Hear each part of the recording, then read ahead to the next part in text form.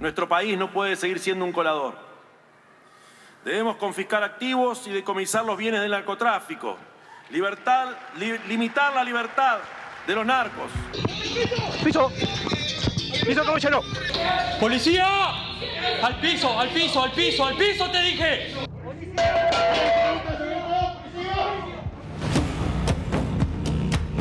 La lucha contra el narcotráfico está perdida. Creo que esa es la dimensión mundial y en eso comparto la visión del ministro. Y el combate al narcotráfico para nosotros es fundamental en la tarea por delante. El homicidio estridente vinculado al narcotráfico necesita un plan de acción concreto. Lamentablemente falta de rumbo y falta de un plan. Porque no es una guerra perdida la que tenemos contra el narcotráfico.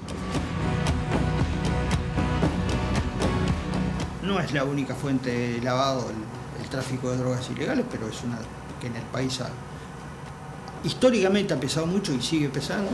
Ha habido y sigue habiendo empresas, empresarios, asesores, contadores como yo, abogados, escribanos que ayudan a lavar plata. Y eso le hace mal al país. Para ponerte un ejemplo, hubo 4.000 condenas en delitos que generan lavado. ¿Cuántas condenas por lavado hubo? 4. La delincuencia está modificando todo el tiempo lo que es su estrategia y nosotros también vamos a tener que ajustarla.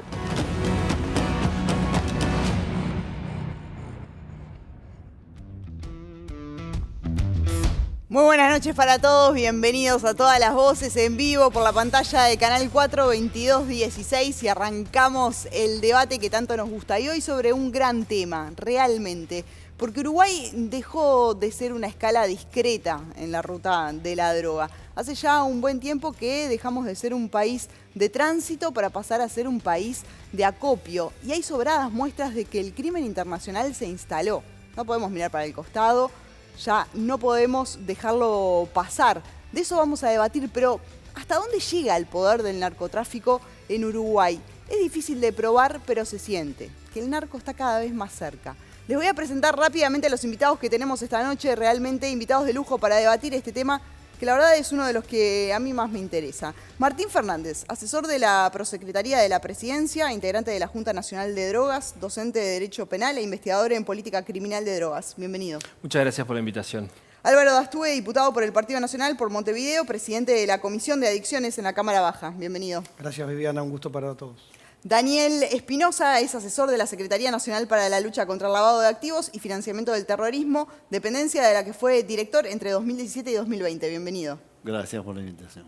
Patricia Rodríguez, diputada por el Partido Nacional, fue durante varios años además referente del sindicato policial. Bienvenida, Patricia. Gracias por la invitación. Eduardo Hoffman, consultor en seguridad pública, experto en criminalidad organizada. Bienvenido. Muchas gracias.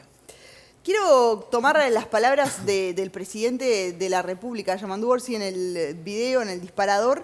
¿Qué tanta libertad creen que tiene el narcotráfico hoy en Uruguay? Decía Orsi, tenemos que limitar la libertad del narco. Martín. Bueno, la actividad del narcotráfico es una actividad que tiene que ser controlada y evidentemente eso se hace con política inteligente y con política que apunte a desarticular los mercados ilegales que se manifiestan a través del narcotráfico.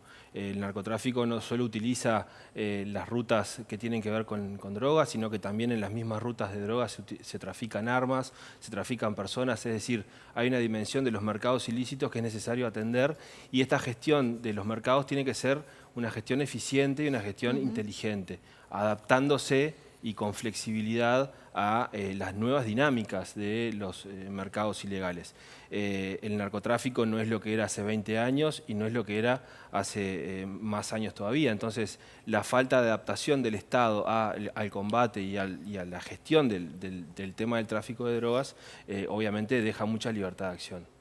Sí, hay un tema además ahí que justamente el crimen se ve que está muy organizado y a veces los estados parecen estar desorganizados y con poca coordinación entre los estados, incluso de una misma región. Pero quiero seguir con la ronda. Viviana, si a eso le sumás que de las primeras declaraciones del ministro del Interior, Carlos Negro, manifiesta y afirma delante de todas las cámaras que hemos perdido la guerra contra el narcotráfico, es una señal clarísima y a mí me pareció lamentable. Luego salió a tratar de de arreglar la afirmación, pero la siente de adentro. Si el propio ministro le dice a los narcotraficantes que el Estado, o sea, que el Ministerio del Interior ya perdió y que ellos le ganaron, es muy dura esa señal. Pero además es dura la señal para la cantidad de familias que tienen hijos en la droga. Es durísimo decirle a doña Marta que no vamos a hacer mucho porque ya perdimos la guerra contra el narcotráfico. A doña María, que tiene a su nieto, a su sobrino, a su hijo consumiendo cocaína, pasta base, lamentablemente cada vez hay más en Uruguay, que escuchen a una de las principales autoridades del país y a la principal autoridad de la seguridad pública decir que hemos perdido la batalla contra el narcotráfico. Es muy duro. Bien, vamos a ir después a algunos de esos puntos, porque también hay quienes plantean, o por lo menos en algún momento se ha puesto sobre la mesa, la liberación total de las drogas como forma de enfrentar el narcotráfico, pero vamos más adelante a ese punto. Sigo con la ronda. No, sí, quiero adelante.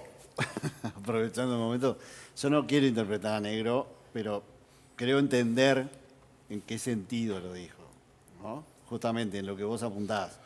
Esto se va a solucionar definitivamente cuando se logre legalizar, que se saque la ventaja que tiene. Bueno, eso es una afirmación sin evidencia empírica. Digo, porque no, cuando pero se logre legalizar, no entendí muy bien, el perdón. precio, el gran precio, el exorbitante precio que tiene la cocaína puesta en Europa, puesta en Estados Unidos, genera organizaciones tremendas de crimen organizado que tienen muchísimas ganancias porque parte de ese gran precio es la prohibición. Entonces, hay toda una teoría de que en la medida que se baje la prohibición, se va a poder trabajar de otra manera. Pero yo no me quiero meter en eso. Yo quiero, es un debate. no quiero dejarlo sin Vamos a seguir con ese debate, pero terminemos la primera ronda. No creo que el ministro Negro esté, por esa afirmación, haciendo mal su trabajo. Porque, por el contrario, hay un plan de seguridad que se va a empezar a trabajar. Déjame terminar. Y en materia de lavado estamos teniendo una estrategia completa para los 5 años y se va a atacar. El lavado, por supuesto, comprende más cosas que el dinero del narcotráfico, pero es un combate total que se piensa dar y se piensa fortalecer las herramientas para mejorar las cifras escasas que hemos tenido en los años anteriores. Vamos a plantear también ese tema porque obviamente cuando uno de los puntos más importantes para desbaratar una organización es ir directamente al dinero, sacarle ¿no? el poder. Edward. Sí, el tema, viste, que a veces hablamos y hay que agregar cifras, ¿no? Solo el narcotráfico mueve 390.000 millones de dólares y es el tercer delito del crimen organizado. O sea, tenés primero las marcas. Después tenés los ciberdelitos, que andan en los 400.000 millones de dólares, y tenés el narcotráfico con 320.000 millones de dólares. Para que tengas una idea, en Uruguay compra cocaína en Bolivia a 2.500 dólares el kilo. Acá se vende a 7.500 dólares. En Europa entre 50 y 80.000. En Oceanía, ese kilo de droga vale 200.000 dólares. O sea, estamos hablando, viste, de cifras que realmente son importantes. Entonces, lo que a veces uno se pregunta es, ¿qué queremos hacer con el narcotráfico, no? Porque es demasiado dinero. Yo a veces le digo, la DEA tiene casi 11.000 funcionarios y tiene un presupuesto de 3.000 millones de dólares al año, ¿no? O sea, que son organizaciones que no han podido con el tema del fentanilo, que el año el año fentanilo, pasado. otro tema que se nos está acercando y no sé si ya entonces vos tenés ese problema. Nosotros antes traíamos la pasta base de Argentina, hoy se trae la pasta base de Perú. Se compra a $1.000 y se vende acá en Uruguay a $4.000. Entonces, es mucha plata y acá, viste, una de las cosas que a veces yo lo escucho, y acá la guerra no es entre bandas, acá la guerra es por el trasiego de esa cocaína que pasa para Europa entre las 3 o 4 bandas más importantes que tiene Uruguay. Patricia, ¿cómo ves el tema? Bueno, estaba escuchando varias aristas, es un tema obviamente muy amplio, pero quiero hacer alguna precisión. Como dijo el diputado, la frase de Negro, que no fue acertada para nada, más allá de que le queramos dar ahora diferentes connotaciones, también no fue acertada para la interna de la policía. Porque imagínense en los funcionarios policiales que muchas veces están en desventaja inclusive con esas organizaciones, decir que ya está perdido cuando salen a trabajar y arriesgan la vida todos los días para precisamente tratar de intervenir y bajar eso que tiene que ver con el narcotráfico, la verdad que no fue para nada bienvenida esa frase y hay que decirlo, por más que ahora se quiera modificar.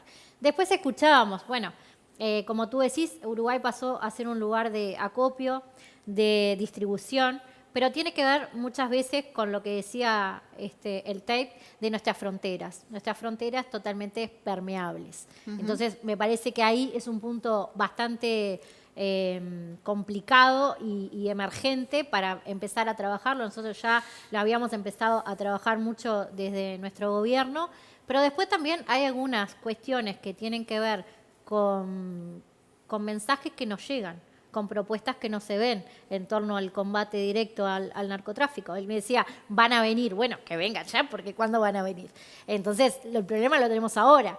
Y también de no cometer los mismos errores que cometieron en el gobierno último, que, por ejemplo, cerraron las brigadas antidrogas de departamentos como Montevideo, 2015, San José, 2020. Canelones, cuando en realidad la descentralización de no tener solo a nivel nacional en Montevideo eso, da un alivio grande para trabajar. Entonces eso es importante, que no cometan los mismos errores que cometieron ya con este tema.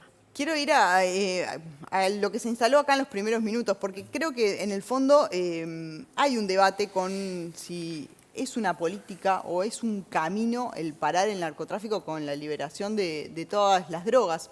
Muchos han planteado ya su opinión, el expresidente de la calle Pou, el presidente Orsi también, de que obviamente no es un camino que Uruguay pueda transitar solo, como por ahí lo hizo en su momento con la marihuana. Pero ¿cómo lo ven? Porque también es cierto que mencionabas la DEA, digo, Estados Unidos le ha dado batalla y claramente la ha perdido. El Estado normalmente cuando ve un peligro o una amenaza lo que hace es gestionar ese problema. Lo hace con el tránsito, lo hace con los accidentes laborales, lo hace con el alcohol, lo hace con otras sustancias.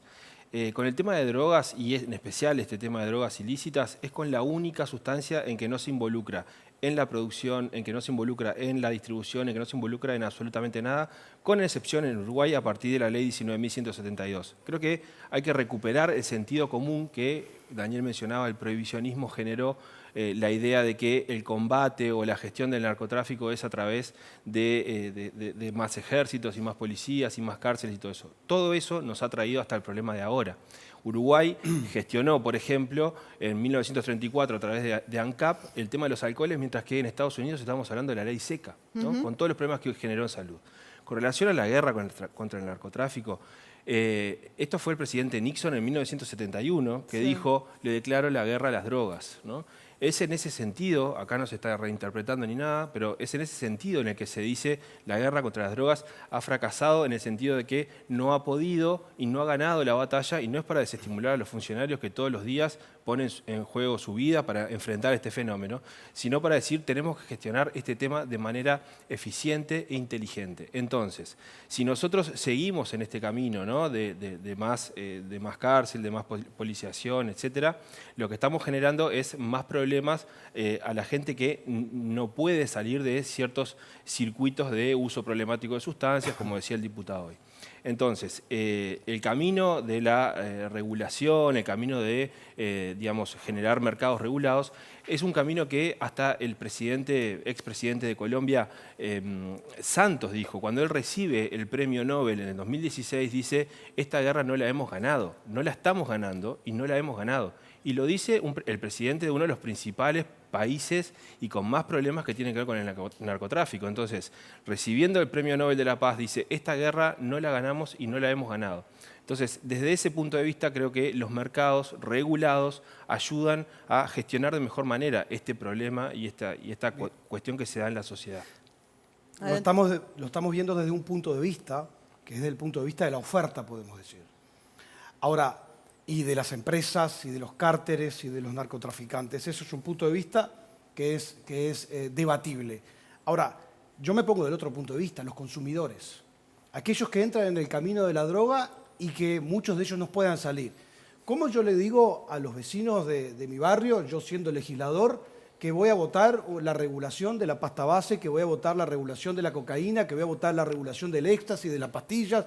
¿De qué forma yo le explico a los vecinos que vamos a legalizar y a regular todas las drogas en Uruguay?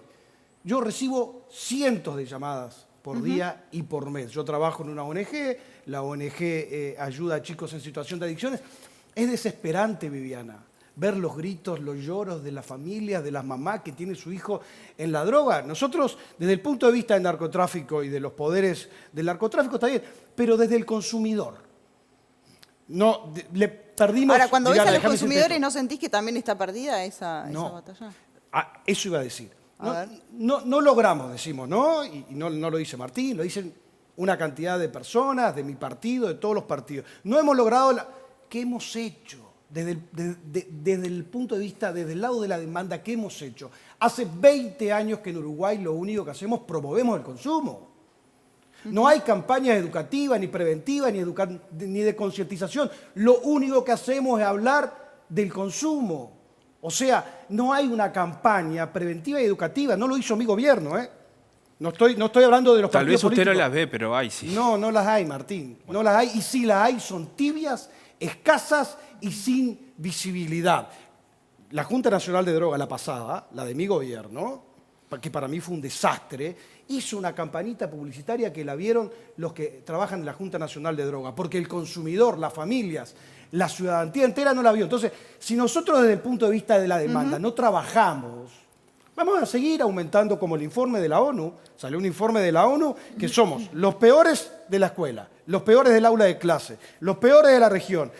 Somos los primeros en consumo de casi todas las drogas, entre primero y segundo lugar. Bien, Hoffman. El tema es, yo entiendo, viste, que a veces nos centramos en nuestro país, pero el problema no es nuestro país, el problema son los productores. O sea, vos tenés Bolivia, Colombia y tenés Perú, que en el 2022 se producían más o menos 1.900 toneladas de cocaína. En el 2023 se aumentó a casi 1.000 más, o sea que son casi 3.000 toneladas de cocaína que están en el mercado, y ese mercado nos afecta a nosotros. O sea que si Bolivia, Colombia y Perú no toman, ¿viste?, medidas para erradicar eso, nosotros lo que podemos hacer es o minimizar o buscar una forma. Pero te agrego más, hoy en día vos tenés que ya Ecuador y Venezuela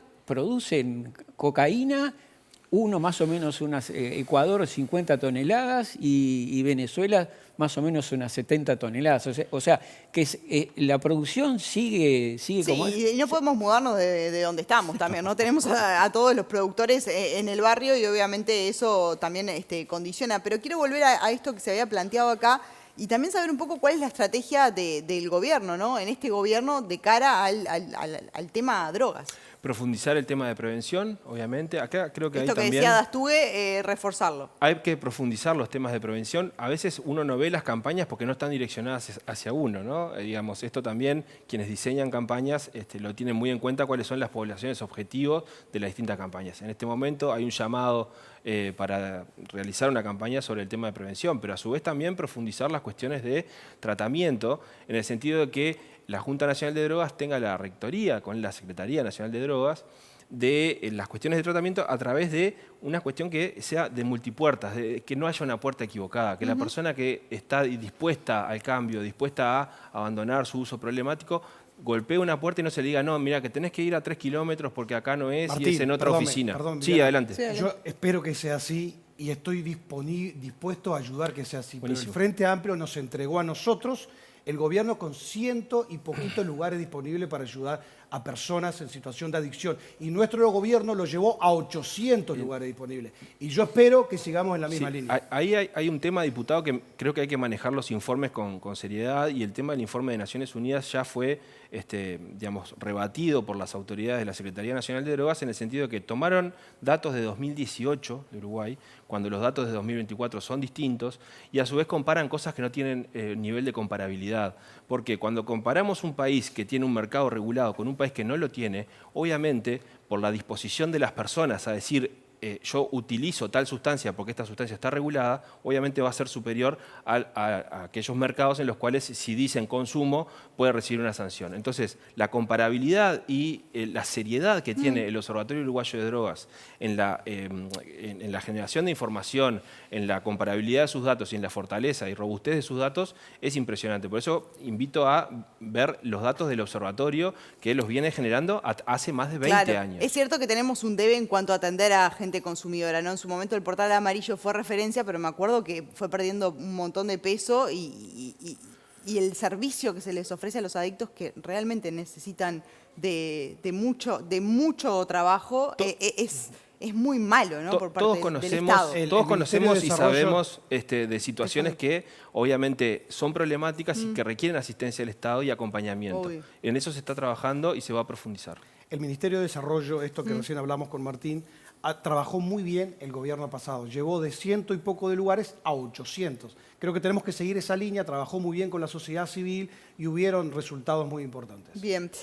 Decíamos que Uruguay dejó de ser un país de tránsito a un país de acopio. ¿Qué implica esto? Porque quizás hay alguien en casa que no sabe bien a qué hacemos referencia. ¿Quién me lo puede explicar? Mira, lo que dice, y lo hemos hablado con varios, Uruguay hoy en día es una ruta contraintuitiva. ¿Qué significa? Es una ruta que es más segura, requiere más logística, requiere más inversión, pero la droga llega a destino, ¿no? O sea, por eso le pusieron ruta contraintuitiva. Uruguay ya dejó de aquello de que llegaba la droga y se iba directamente por el puerto de Montevideo. Ahora se acopia, vemos las avionetas, la avioneta esa que apareció incendiada en el campo allá en Paysandú. No, ahora nos roban una avioneta Sí, de un aeropuerto. En Rivera, en el lado. Pero también lo otro. Yo a veces cuando se dice estamos combatiendo el narcotráfico, el 55% del espacio aéreo de Uruguay no está radarizado. O sea, ¿Vos sentís eso? Entonces que cuando dicen estamos combatiendo el narcotráfico nos están mintiendo. Pero vos estamos con un juego de niños. Vos ves la cifra, estamos con... Cuando mirás las cárceles, ¿quiénes están? Los que están en la boca. Porque los que manejan el dinero no están. O sea, vos agarrás y decís... Vamos a incorporar ahora ese tema. El tema es ahí. Vos para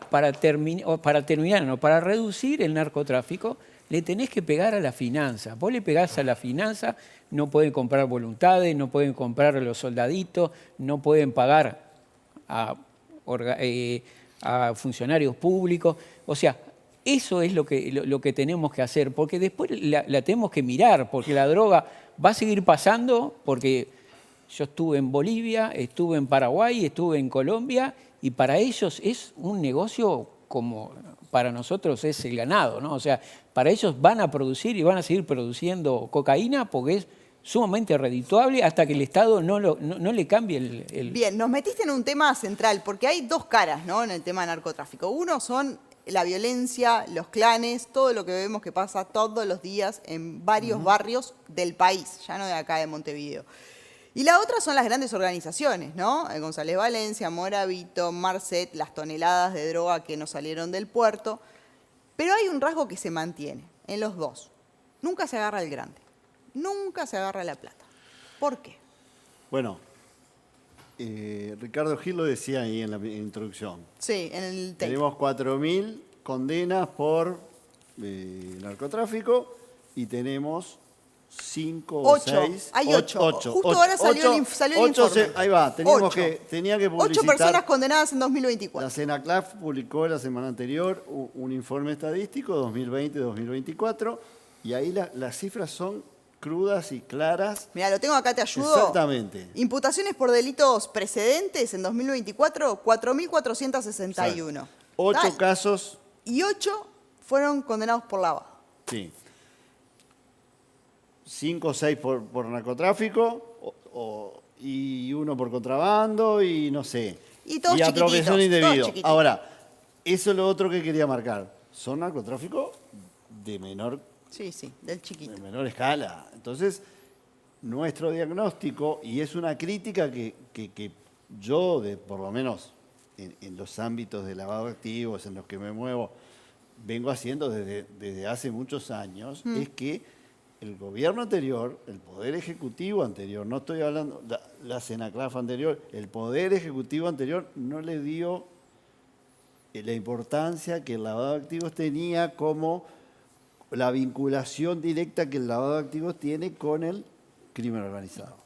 Y que es un sostén del crimen organizado, es imprescindible para el crimen. Entonces, si no le ponemos interés y recursos, si no hacemos todo lo contrario, no vamos a tener resultados. Te voy a pasar un número de la Fiscalía de San Pablo y de la Policía Federal. El primer comando capital solo en San Pablo tiene 1000 estaciones de servicio. Son dueños de 1000 estaciones. Para que veamos el tema de lo que es el lavado de dinero en las organizaciones criminales, ¿no? Patricia. Sí, el crimen organizado, como decíamos, aparte de lo que son el problema que tenemos de la frontera, también tenemos un problema que es una nueva modalidad, que inteligencia policial en el gobierno, en nuestro gobierno, determinó más de 60 ya grupos armados de este tipo, y que en realidad también tenemos que ver un poco, yo sé que al frente a veces no le gusta mucho, va más por la desprisionalización, la legalización, pero hay que hablar un poquito también de cómo hacemos para que estos grupos nuevos que no van a desaparecer y que en realidad son incipientes, tengan una legalización, digamos, una formalización en cuanto al delito, para que sea más firme a la hora del procesar. Porque, por ejemplo, nos pasa que en estos grupos, que son grupos armados, va preso, digamos, un integrante, pero el resto no tiene consecuencia pese a formar parte de ese grupo o banda. Entonces hay que pensar también estas nuevas formas de delito y cómo hacer para que esas penas aumenten y que no sea simplemente integrar un grupo de este tipo que no tenga consecuencias si no agarran a uno. Porque si no, lo que tenemos es el problema, obviamente, de las cárceles, que desde allá tenemos al que va procesado, pero tenemos acá los que quedaron libres siguiendo manejando el crimen organizado y la violencia. Después, lo que tiene que ver con estos grupos y lo que es la violencia en sí, desde el 2012 vemos una suba cambio importante en lo que son los homicidios por este tema, por el crimen organizado. En 2018 se detecta mucho más aún. Y ojo, que tiene que ver un poco también en 2012 con la legalización del tema de la marihuana, que hay varios estudios ya también de la academia diciendo que puede haber en esa violencia incipiente grupos que obviamente que formaron otras técnicas para ver cómo enfrentaban esa legalización que les sacaba gente que les compraba a ellos. Quiero ir con Martín para consultarle sobre esto, pero antes, sobre lo que decía Daniel y la marcha atrás que dio el gobierno pasado con respecto al tema de lavado de activos. ¿Cómo lo ves tú, Alberto? Bueno, a ver, el gobierno pasado tiene un mensaje muy claro y es el combate directo al narcotráfico, en todos los ámbitos y en todos los niveles. El gobierno pasado tiene algunos números que son récord históricos en todo nuestro país, como por ejemplo haber cerrado 4.700 bocas de pasta base. Récord de incautación. En el periodo, 2,5 bocas de pasta base por día. A ver, el gobierno anterior dio todas las batallas desde el lavado activo hasta el problema que más tenemos los vecinos, que es que a 2 cuadras tengo la boca. Pasa y que la ahí viene cerrás el y te la delito. abren en la otra esquina. Pero tenemos que seguir, Ay, no podemos tirar la toalla. Déjame decirle algo referente a eso. Hace poquito estuvo el ministro Negro en Sí. Diputados y le preguntaron las cifras con referencia al cierre de las bocas de pasta base, que era algo que nuestro gobierno sí daba.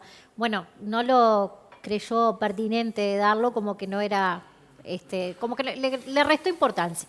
Y en eso hay que tener cuidado también, porque está el macro, pero está el micro, que es el que uno tiene en el barrio, que es el que hace esa violencia interbarrial que terminan muriendo a veces jóvenes, como vemos, chiquilines. Entonces tampoco hay que prestarle, o sea, restarle importancia a también el micro, porque es importante. Yo lo que quiero decir es, el gobierno anterior anunció un plan de 15 medidas multidisciplinario y multifactorial, multisectorial, digamos, y no consideró el lavado como un elemento para combatir el crimen organizado. Eso es lo que yo le observo.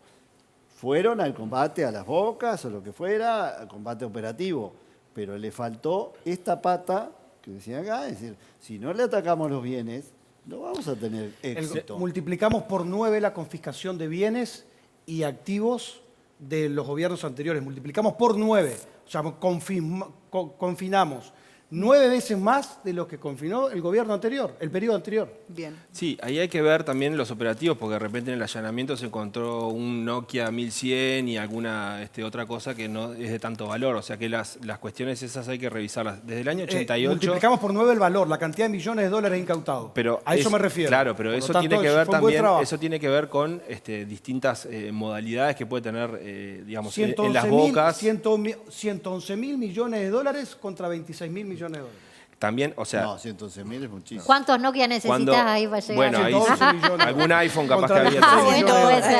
A lo que me refiero es que, coincidiendo con lo que dijo Daniel y con lo que dijo el licenciado en seguridad Hoffman, a partir del año 1988 las Naciones Unidas dicen hay que entrar por el tema de los bienes y hay que entrar por las ganancias que tiene este negocio. Cuando la política criminal, como dice la ley de urgente consideración, se dedica a agravar el delito vinculado al hogar o al ingreso a sistema penitenciario, lo que está captando ahí nunca va a ser, por ejemplo, donde se está organizando el negocio o los depósitos o donde está el dinero o donde está toda la ingeniería, donde está el asesoramiento, etc. Entonces, cuando se debilita el esquema de persecución del lavado de activos y se refuerza abajo, le estamos pegando al de abajo. Y eso es lo que genera que sea la segunda causa de encarcelamiento en hombres y la primera causa de encarcelamiento en mujeres. Esto significa que tenemos más, en vez de tener menos personas vinculadas al narcotráfico, tenemos más personas vinculadas al narcotráfico porque en la cárcel son reclutadas para luego afuera salir y volver a cometer delitos. Las tenemos más tiempo, más disponibles para que luego salgan y puedan seguir cometiendo delitos. Y acá en Uruguay además somos expertos en mezclar todo en las cárceles, con lo cual tenemos grandes bien escuelas. Cortito, en las bocas de pasta base no vas a encontrar el dinero en lavado. Exacto. Lo vas a encontrar en los estudios y en los bancos. Vamos a ir a ese punto ya, Edward. Ni en la Colombia, hay que hacer las dos. Ni en la Colombia, ni en la Colombia, ni en la Amsterdam. Acá. Entonces, sí, porque a mí te llevaron para ahí. Así que, así como el espacio aéreo del 55% viene hace años, también lo que dice Patricia. Si vos en el 2023, en diciembre, la policía registró que tenía 56 organizaciones criminales del crimen local, 6 del crimen transfronterizo, Balanacara, Osmanos, esos que estaban en la frontera, y tenés el primer comando capital que tiene 90 miembros en Uruguay, 70 en la cárcel y 46 están... ¿Qué hace la policía si ya los tiene? Tiene 427 miembros de todas esas organizaciones identificados. ¿Qué hace la policía? Porque también, o sea, nos preguntábamos, ¿qué hace? No es solo cerrar boca, es cortar el dinero, cerrar las bocas y poner preso a esta gente que realmente, viste, porque el tema es que a veces es mucho más complejo de lo que piensan. ¿Por qué las barras están tan organizadas por el crimen organizado? ¿Por qué hay 3 hinchas de Nacional detenidos por un robo del banco en Argentina? Hay más de 3. Bueno, hay más presos van a juicio oral. Entonces, ¿qué pasa?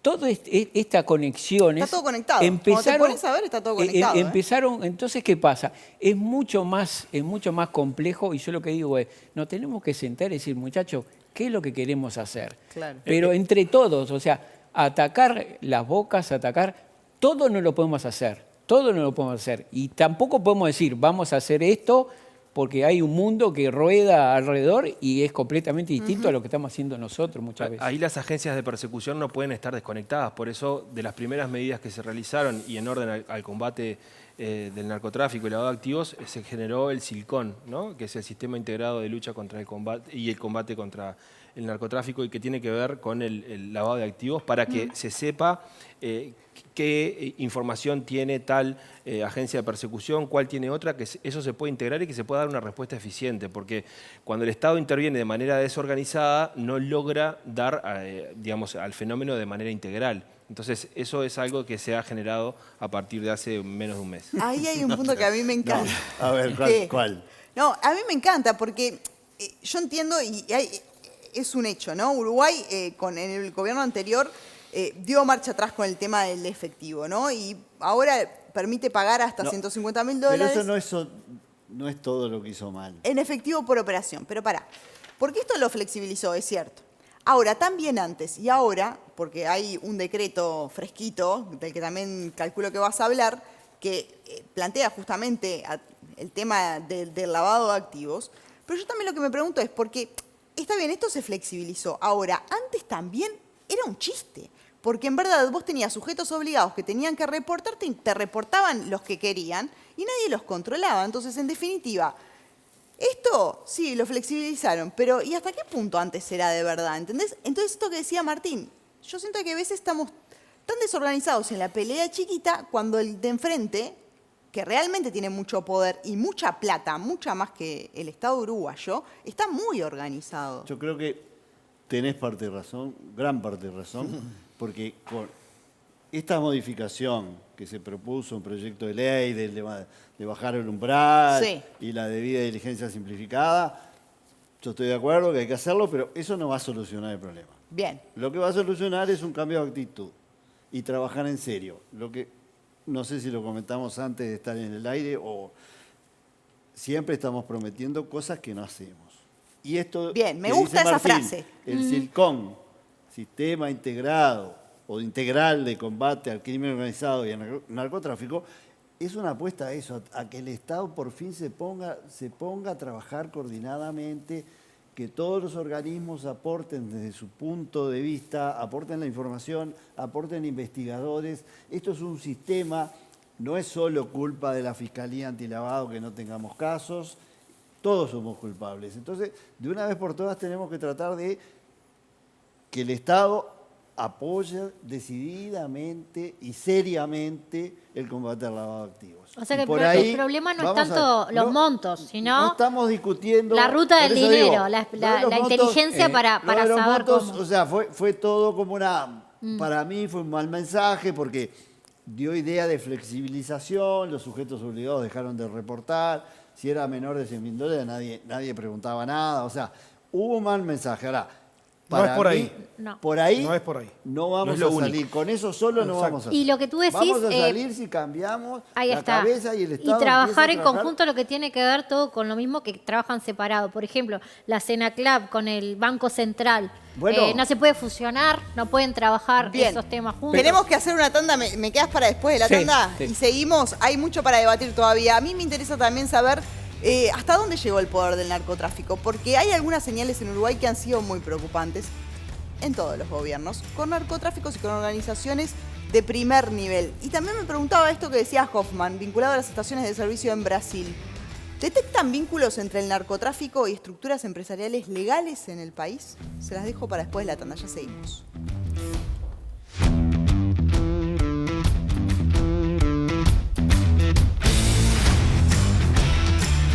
Estamos debatiendo sobre el narcotráfico, la ruta del narcotráfico, también lavado de activos acá en el país. Estuvo entretenido, hay varios temas para poner sobre la mesa. Me quedaste pendiente del bloque anterior, así que arranco contigo, Eduardo. Comparto lo que dijiste al principio. Esto no es nuevo. Si empezamos a mirar, ¿viste? La historia, acá en Lobo Plata, el cártel de Cali, el cártel de Jalisco Nueva Generación, el cártel de Medellín, la Nangretá, los Balcanes, el Rocco Moravito, que ahora nos enteramos que más o menos lavaba $50 millones en Argentina y en Uruguay. Yo lo que me pregunto ahí es cuando tuvimos gente tan pesada, ¿no? ¿Qué pensamos que dejaron acá? Porque dejaron cosas, claramente. González ¿no? Valencia, que todo el mundo lo asociaba con los Queenie, él estaba asociado con el cártel Jalisco Nueva Generación. O sea, no es cualquier cártel, es uno de los cárteles más importantes que tiene México. Así que imagínate, Rocco Moravito vino acá en el 2002 y de acá generó que la Nangretá se expandiera a toda la región. O sea, a veces no nos damos cuenta de las personas que tenemos acá.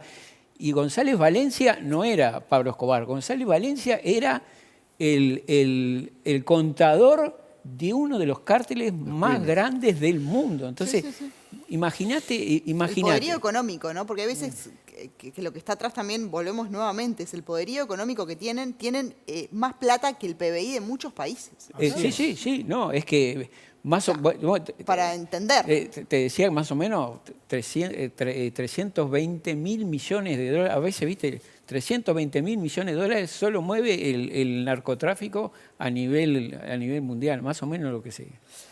Quiero ir a algunos puntos vinculados al lavado, que fue lo que quedó pendiente también, pero ayer el gobierno emitió un decreto aprobando una estrategia nacional hasta 2030 para la lucha contra el lavado, el financiamiento del terrorismo, otro tema que es para otro programa, porque realmente además han pasado algunas cosas en estos días, pero Espinosa, ¿en qué consiste? Bueno, ahí quiero hacer un reconocimiento a la CENACLAF anterior.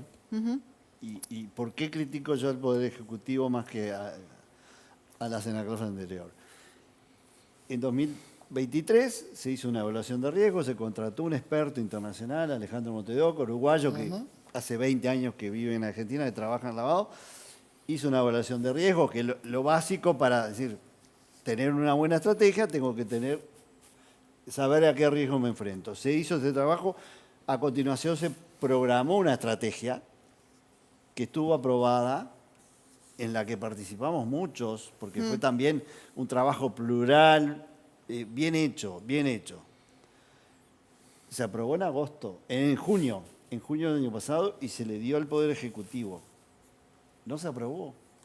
Pasaron 8 meses y esa estrategia quedó muerta. Y eso es lo que yo digo de la falta de priorización que le dio el Ejecutivo anterior a este tema, como que no lo tenía considerado como un tema importante para combatir el crimen organizado.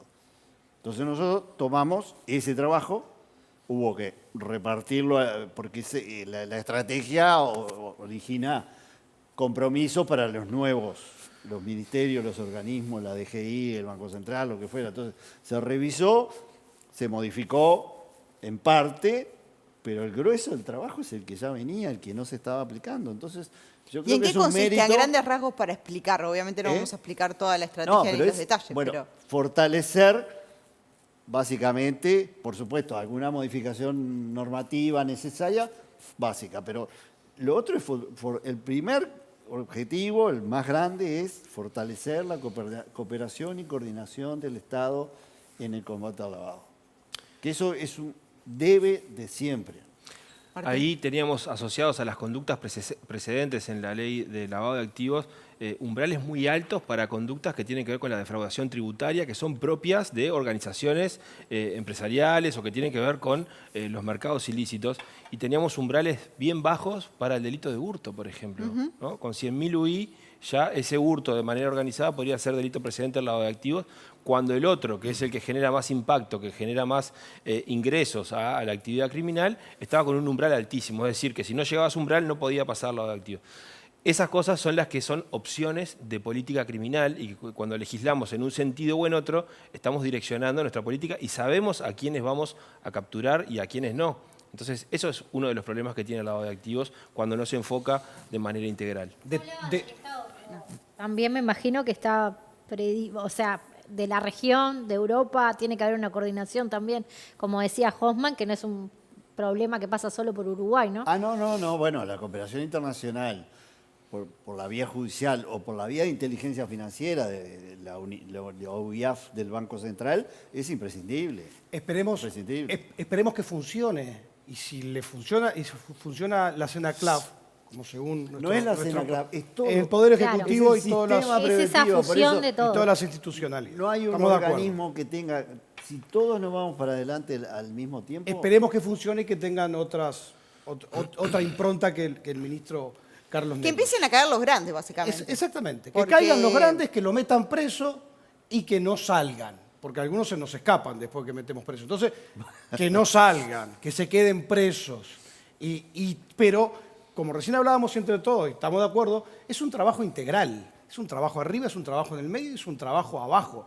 Porque lo que más sufren nuestros ciudadanos es abajo, porque no se enteran lo de arriba, que muchos de nosotros tampoco nos enteramos. Entonces, la actitud del Ministerio del Interior tiene que ser combativa, tiene que ser de empuje, tiene que ser, a mi entender, mejor que la que fue el Ministerio del Interior de Larrañaga, de Luis Alberto Heber y de Nicolás Martínez, tiene que ser más fuerte porque ya hay, como decía Patricia del Cien, de nuevo organizamos el Departamento de Inteligencia de la Policía, de nuevo organizamos la inteligencia y la brigada. Entonces, si ya pusimos un mojón, bueno, avancemos y ayudemos a que no suframos tanto las familias uruguayas. Sí, y hay un mensaje también que a todos los niveles siempre da la sensación, ¿no? Porque cuando se cierra y se vuelve a abrir la boca en la otra esquina, o cuando se te escapa un preso pesado por la puerta, o cuando suceden distintas cosas, hay una palabra que siempre surge y es el sentimiento de impunidad, ¿no? Que le queda a la gente. Y eso también es un problema a nivel social. No, eso es fundamental.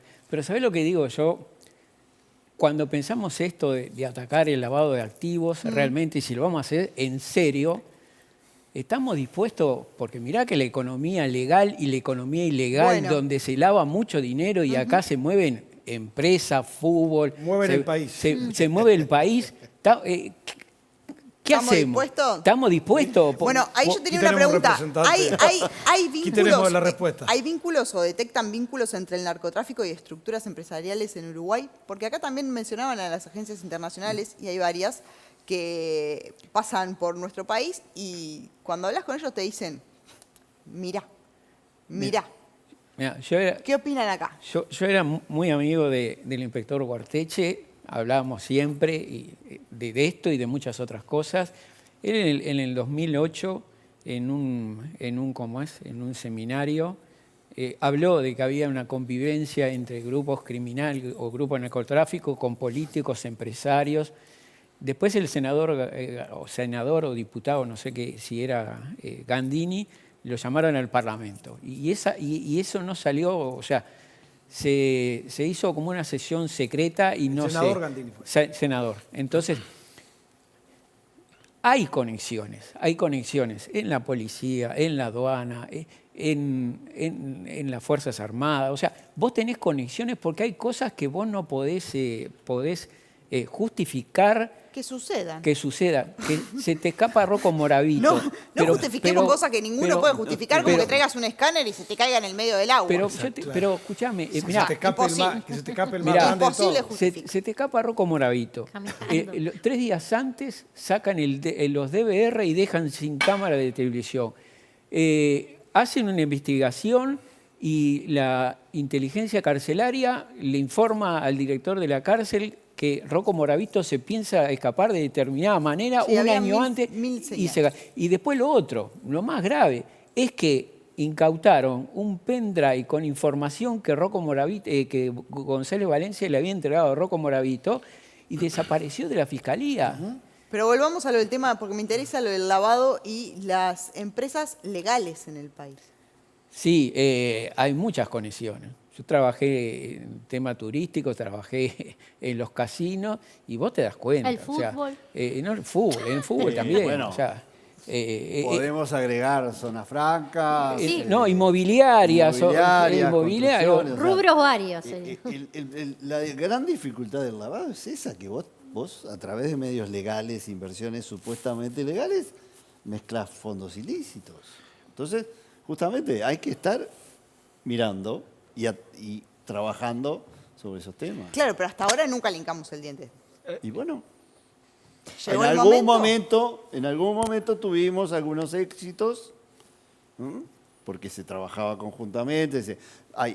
Las investigaciones llevan mucho tiempo, se requiere muchos recursos de análisis, ese es el punto, muchas horas de análisis investigar, unir que no tenemos. Estamos hablando de un país que tiene una fiscalía, que tiene una contadora prestada por el Banco Central, que va 2 días para un caso y 2 días para el caso más grande de estafa que ha habido en los últimos 20 años. Totalmente. Entonces, eso abre una gran pregunta, que es en el fondo si hay voluntad política. Parte del trabajo o parte del objetivo de la SANACLAF para este periodo es tratar de apoyar con contadores, con análisis, con más recursos a la Fiscalía. Mientras la Fiscalía no tenga los recursos que requiere, bueno, Lo va a tratar de hacer la SENAC. ¿Y la policía no necesita también un área que trabaje el tema lavado? Que por ahí dependa de la Dirección de Investigación de la Policía, justamente, o no sé. nos dijeron que habían dado unos talleres ahora, pero Acaban de crear un área, ¿no? Pero le fueron, sí, se quejan de que fue demasiado básico, como que no pudieron utilizarlo realmente después porque no aportó mucho. Habría que hacer realmente algo más profundo y una capacitación mejor. Pero no hay un área que trabaje el tema lavado dentro de la policía, como en su momento, no sé, estaba automotores. Hechos complejos. Sí, ¿no? o sea, hay áreas. Lo que no hay una capa específica de... Igualmente, el tema del lavado, especialmente, digamos, la policía, obviamente tiene la cuestión de la investigación, etcétera, pero creo que el nivel de investigación tiene que ver más con contadores, con personas que puedan detectar vínculos entre el fenómeno criminal y el Estado. No es como antes Al Capone, que veíamos una pirámide, estaba Al Capone acá, y ahora son, cuanto más cerca del Estado estás, mayor Igual la probabilidades. formación es necesaria. La formación es absolutamente necesaria, pero quiero decir, ahí está donde dirigimos los escasos recursos que tiene el Estado. Si es a detectar maniobras grandes con vínculos entre los fenómenos criminales y el Estado, o a seguir investigando de repente cuestiones que están más en lo micro, ¿no? Otra cosa que, perdón, tú hablabas de, hace poquito, me imagino que te estabas refiriendo a lo de conexión ganadera con bueno, ahí están los mensajes también que tenemos que dar, porque algo que perjudicó a tantas personas y que fue tan público y demás, hoy está el principal responsable cumpliendo medidas en una cárcel que no es la que tendría que ir para nuestro entender. Bueno, pero eso ¿quién lo determina? El Ministerio del Interior. Entonces, está bueno también que si alguien comete esos delitos, los mensajes sean claros y que va a tener la misma suerte que tiene otra persona cualquiera. Y eso también es algo que tenemos que mejorar. Ahí entra otro tema, ¿no? Los delitos de que cuello blanco, como la gente siempre se queja de que tienen poca...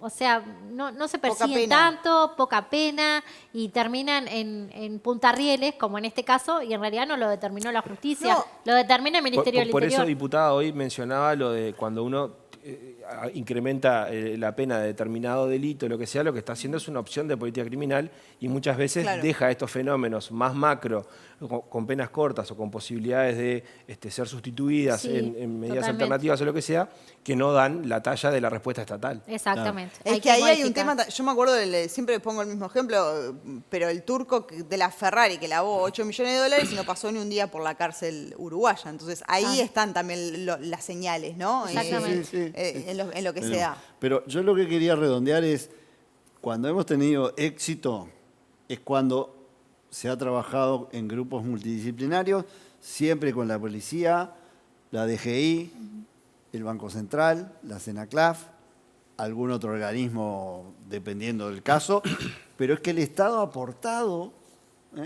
aportado técnicos, especialistas que han apoyado a la Es Fiscalía. como que cuesta en Uruguay hacer porque esa... Porque si no lográs desentrañar, unir, no lográs exacto. hacer los vínculos. Igual que el narcotráfico, no pasa, o sea, más allá de que la policía es uno de los elementos fundamentales para la prevención y después atrapar, no pasa por la policía, pasa por la educación, pasa por todas las organizaciones de salud, que tienen que ver, y que cuando la policía llega, digamos, es porque todo lo demás falló.